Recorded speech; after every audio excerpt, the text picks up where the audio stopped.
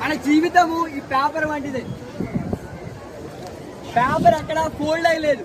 మన జీవితం కూడా కష్టాలు వచ్చినప్పుడు, ఇబ్బందులు వచ్చినప్పుడు, బాధలు వచ్చినప్పుడు మన జీవితం ఏమవుతూ ఉంటుందంటే ఇలాగా ఫోల్డ్ అయిపోతూ నలిగిపోతూ ఉంటుంది మన జీవితం. కుటుంబ సమస్యలని, విద్యార్థులైతే చదువుకోవాలని, పెద్దవాళ్ళైతే కుటుంబ సమస్యలను లేదంటే ఇబ్బందులను, మన జీవితం ఏమవుతూ ఉంటుందంటే ఇలా మడతడిపోతూ ఉంటుంది మన జీవితం.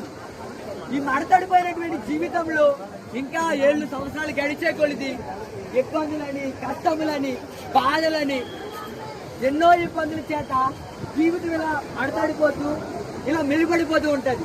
ఇంకా చెప్పాలంటే చిరిగిపోతూ ఉంటుంది మన జీవితం. ఒక్కోసారి జీవితం అనేది నలిగిపోయి, చిరిగిపోయి, ఎందుకు పనికిరాని రీతిగా మన జీవితం అయిపోతూ ఉంటుంది.